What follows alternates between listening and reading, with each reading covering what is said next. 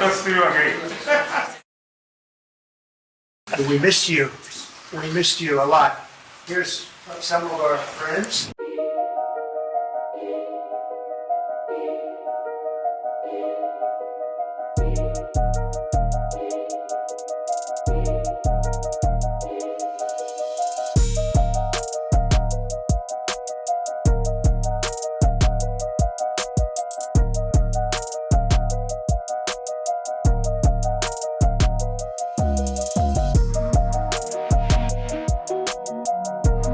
Donald Trump है और जो मोदी, उन्होंने अपने आप को एक दूसरे को एक अपना आपस में सच्चा दोस्त करार दिया गया है। और नाज़रीन, हमें तो लगता है यही है कि वाकई ये दोस्ती बहुत ही ज़्यादा ज़ोरों पर है। दोनों की आपस में दोस्ती ऐसा लग रहा है कि बहुत ही बड़ी किसी उनके लिहाज से किसी खुशी का पेशखेमा साबित होने जा रही है। क्यों अब की बार ट्रंप सरकार, तो रोमांस तो उनके दरमियान है। फिर उसके जवाब में मोदी साहब ने इनको इनवाइट किया, भारत की इन्होंने दावत दी, तो रोमांस तो उनके दरमियान मौजूद है, इसमें कोई शक नहीं है। मोदी साहब is not an ordinary leader, he is an extraordinary leader.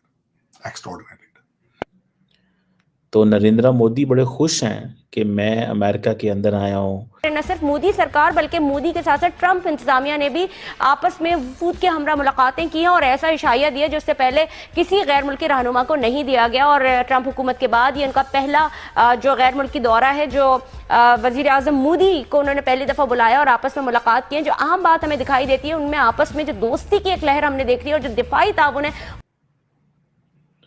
ठीक है जी, 2 दिन का विजिट है, बड़ा थोड़ा विजिट है 2 दिन का अगर मैं आपको देखूं। और अभी वो पहुंचे नहीं थे तो जनाब बड़ी सर्दी और डियास्पोरा एयरपोर्ट पे इधर उधर। ठीक है जी। और आपको पता है डियास्पोरे को तो बहुत वेलकम करते हैं मोदी साहब, बड़ा पसंद करते हैं। कि तुलसी गैबार्ड जिनसे मुलाकात की है अभी हमारे प्रधानमंत्री ने, उन्होंने पाकिस्तान के बारे में क्या बोला है। उन्होंने एक इंटरव्यू दिया 2016 में। उन्होंने कहा कि पाकिस्तान आतंकवादी संगठनों को अपनी सीमाओं के भीतर काम करने, सीमाओं के पार जाने और अनियंत्रित रूप से भारत में प्रवेश करने की अनुमति देता है। पाकिस्तान सरकार के भीतर लोग आतंकवाद को लेकर मौन रहते हैं, उनको समर्थन देते हैं, यानी कि tacit and practical support Pakistani establishment का है टू टेरर।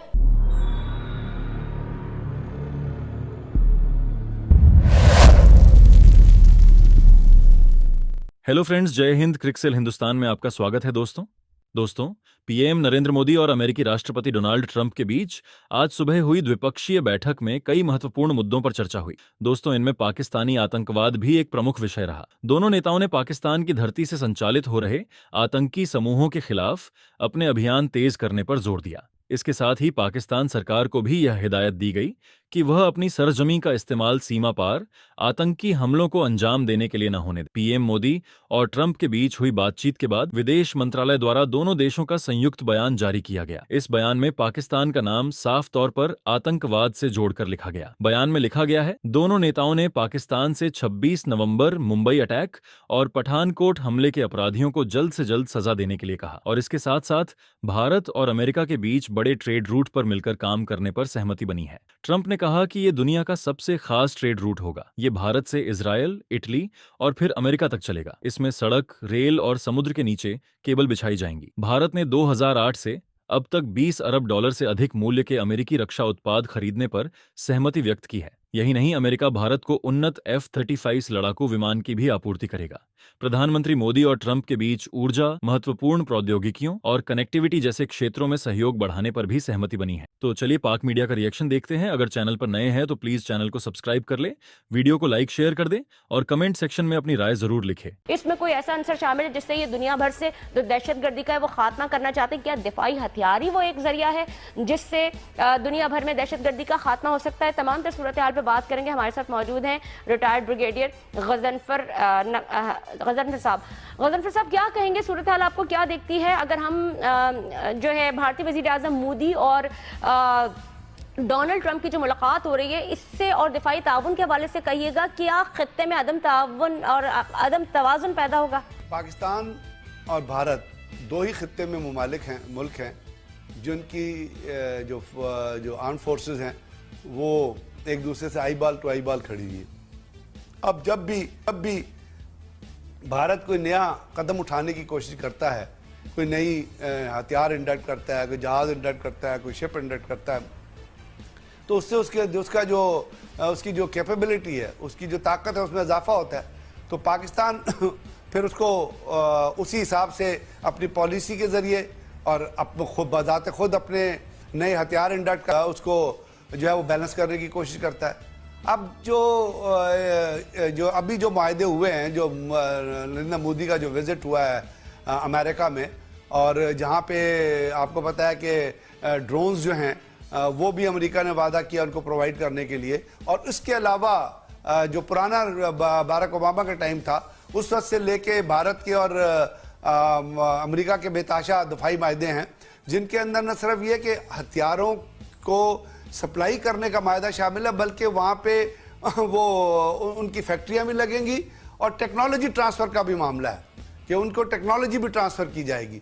तो जब ये चीज़ें बढ़ेंगी, और साथ साथ न सिर्फ ये भी ध्यान में रखिएगा कि भारत ने बाकी ममालिक से भी अपनी एयरफोर्स को और अपनी फौजों को अपनी फौज के लिए नए हथियार खाने के इसके अलावा मायदे किए हुए हैं, जिनकी कैपेसिटी अलग है।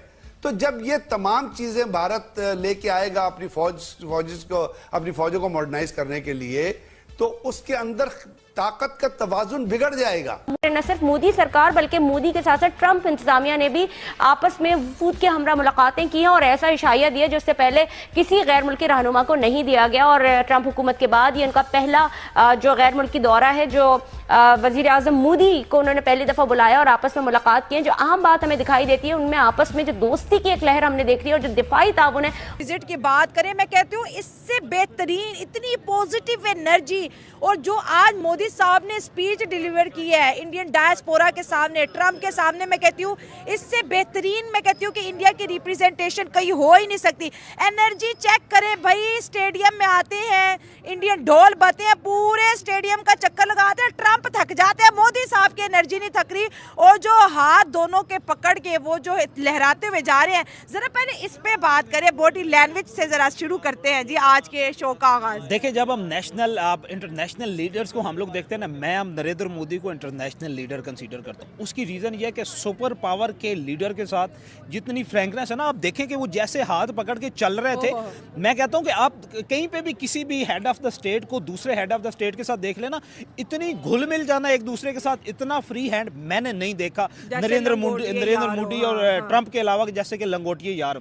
दूसरी बात आज जो मैंने सबसे ज्यादा ऑब्जर्व की और जिसने मुझे ना अब ये कह लें कि इंस्पायर किया, वो ये थी कि मोर देन 73 ईयर्स का एक आप ये कह लें कि हेड ऑफ द स्टेट या एक पॉलिटिशियन, और वो इतनी तेजी से चल रहा है। मैं कहता हूँ मैं भी नहीं चल सकता, मैं 29-30 साल का नौजवान हूँ, मैं भी नहीं चल सकता इतनी तेजी के साथ। इवन आप ये देखें कि ट्रंप खुद जो है उसने महसूस किया कि मैं थक गया हूँ, लेकिन उसने पूरा चक्कर लगा के, और फिर आप ये देखें दूसरी सबसे इंपॉर्टेंट बात कि उन्होंने यूनाइटेड स्टेट में जो अपने कल्चर को रिप्रेजेंट किया है ना, वहाँ पे आप ये कह लें कि उन्होंने एक्सेप्ट करवाया है कि यूनाइटेड नेशन जो है वो ओन कर रहा है इंडियन कल्चर को जाके।